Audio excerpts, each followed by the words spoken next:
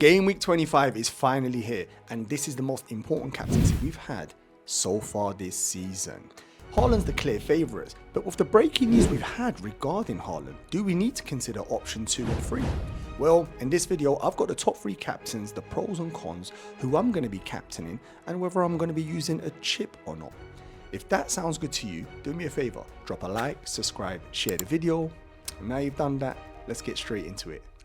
Let's have a look at the first captain, and it's the man himself, Haaland. Now, the breaking news I spoke about in the intro is news is circulating that his grandmother's passed away and how that, him potentially attending the funeral, could impact his minutes in the upcoming 2 games. I've not seen that confirmed via club, Pep Guardiola or Haaland himself, so I'm going to take that news and put it to the side. Unless we get confirmation, I'm taking it as he's involved in both games, and so should you. Let's get into why I think he is the perfect captain for this game week. City, 56 goals, first on this list. And if you're picking an attacker, you want your team to be in minimum the top 3 in this list. He scored 16 goals, which is 29% of their goals. Unbelievable ratio.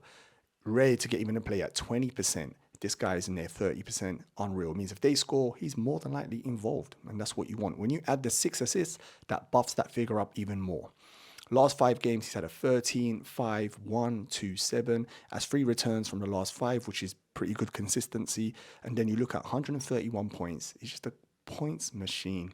Bear in mind, he's missed about 5 or 6 game weeks, so that would have been even more. 7.3 points per match. Incredible. Now, if you double that, because it's a double game week, you're looking there 14 points. And if you put your captain on that, or your triple captain, you can see why it's so popular. Last 3 results versus Chelsea, because that is the next fixture. So we want to have a little look, just a little baseline to see if they've got a good record against them. 4-4 draw, which in this instance doesn't matter because you're picking an attacker, so that's pretty good. 1-0 win, another 4-0. So there's goals in this fixture. Again, another big advantage for the Haaland captainers. There's too many pros, not enough cons. The only cons potentially is whether he's a minute's risk, whether Pep rotates him, which I can't see why. Normally, if we're looking at the historical data, once Haaland's been fit, he plays predominantly all the minutes. So he is number 1 favourite captain for this game week. Next up, let's have a look at the second best captaincy option for this game week. It's another Manchester City player. It's Kevin De Bruyne. Now, why am I selecting him as the second favourite for this game week? City, again, 56 goals, the top of that list. KDB, though, with only 1 goal. So you're thinking, why is he in this list? Only 2%. You have to bear in mind that figure's not going to look good for him. He's been injured. Look again, 4 assists. Again, that might not look high, but it is. When you consider his minutes, of how much minutes he's played this season, it's actually unreal. Last 5 returns, he's had a 4, 5, 7, 12, and a 1. If you count the 4 as a return, that's 4 from the last 5. Super consistent. 29 points this season. Pointless in this case because he hasn't hardly played any minutes. 5.8 points per match. At 7 out of 355. When you consider that number's only going to increase. He's basically, since he's come back from injury, he's returned every game week. Chelsea, the fixture we already discussed with Brentford, that's the double game week. It's a lovely double game week, both at home. When you consider City, don't lose at home. They're going to be so strong favourites for both of these fixtures. And I can see them scoring 2 to 3 goals in both games. Okay. Last 3 results I already discussed with Haaland as well. And the reason I like KDB as an option, and I think if you're going against Haaland this game week, and there could be valid reasons for it, you're chasing. You're very, very far behind in mini leagues. You're very far behind in overall rank.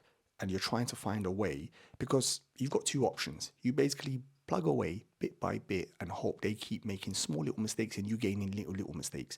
But the season is flying by. And the other option is you go against Haaland, hope he only returns 1.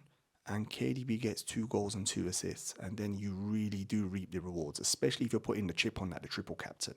Now, of course, we must remember, by doing that, you increase your odds of going even further behind because Haaland could easily score a hat-trick in both games. And then you just delete your team from FPL. That's more than capable. So I have to put that out there just in case.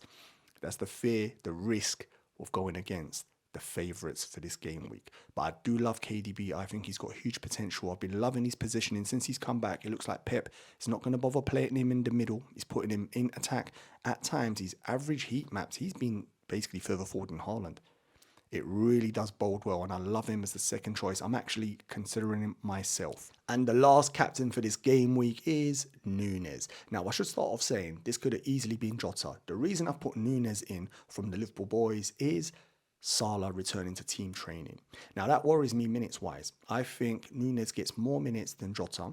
Jota's been doing his best work from the right-hand side, and if Salah's going to get, which I anticipate potentially 20 minutes versus Brentford and maybe 60 versus Luton. The reason for that is they're going to want Salah, who's a heavy hitter. They're going to want him to start versus Chelsea in a Carabao Cup final. And the games come thick and fast. So I think Jota most probably gets more rest than Núñez. So that's my anticipation. Of course, it might not go like that, but that's my prediction. Hence why Núñez takes the third spot in this week's captaincy. Having a look at his pros, 55 goals. I discussed earlier on the importance of picking an attacker from a team that is the best attacking, and Liverpool are second best with 55 goals. Lovely. He scored 8 goals, 15% contribution. We'd love that marker to be at least 20%. And to be honest, the amount of chances this guy's missed, he should be near Haaland and Salah, 30%. But when you add the 9 assists, that buffs that return ratio nicely. Last 5 games, he's had a 6, 0, 2, 11, and a 5. That's 3 returns from the last 5, which is decent. And when you throw in there that the 0 was against Arsenal, which they were just too good on that day, and he picked up a silly yellow, it almost makes sense. 96 points so far this season, 4.2 points per match so far this season. That's 9th out of 105. Not that great. We'd like to think in this double game week, he really ups that ratio. Next fixture, so the double. Let's talk about the double. So it's Brentford away and Luton at home. Luton at home is the fixture. I can see 3 or 4 goals. And I'll tell you why I'm predicting that.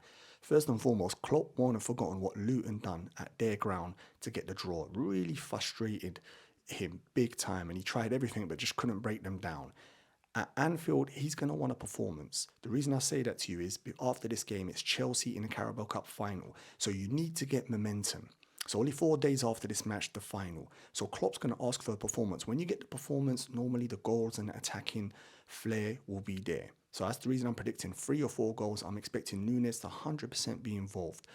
Brentford, I can see 2 goals there. Whether Liverpool win or not, that's a separate story. But I can see, from an attacking perspective, 2 or 3 goals. Okay, Brentford have really struggled defensively this season.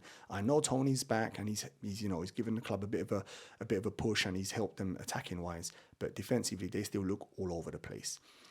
If you look at the results against the Brentford, just to see if they're the bogey team or Liverpool's got a superior record, 3-0 win for Liverpool, then a 1-0 win, and then a 3-1 loss. That tells me, more importantly again, there's goals in this fixture, which is a great thing. When you're picking an attacker, you want goals. Whether you don't really care if it's 5-5, because you don't lose defensive points. Not like if it was Jota, the captain, when they concede, you can be impacted, of course. But when it's an attacker, no. You just want maximum carnage and goals in the fixtures. And I can see in these 2 games, Liverpool scoring a good amount. Now I can breathe. Giving you 3 here, Haaland the clear favourites, hence why he's number 1. The last 3 game weeks, I've gone against the favourite captain. Unfortunately, I've not won by them, because in these videos, I've actually been very successful picking them. I had Foden when he got the hat-trick, and then last week I had Haaland when he had the double, the brace. So I'm not sure yet. I'm considering KDB for my pick. Part of me is thinking Darwin Núñez, but the fear is there, because especially, I think if he had scored that second goal against Burnley, maybe I would have been more braver. But at the moment, it does sit on KDB. I could easily change my mind. We've got a day and a half still. That's all my 3 captaincies. Let me know what you think in the comments. I hope you enjoyed that video. More importantly though, I hope you actually found it useful. Get in the comments and let me know who you're captaining, whether you're using your triple captain chip or bench boost. I'm always intrigued to see what other managers are doing. Before you leave, I'll see you eyeing up your next video. Do me a favor, drop a like, subscribe and share the video. I'm trying to reach my next milestone on YouTube. I can only do that with your help. Now, I wish you good luck and see you on my next video.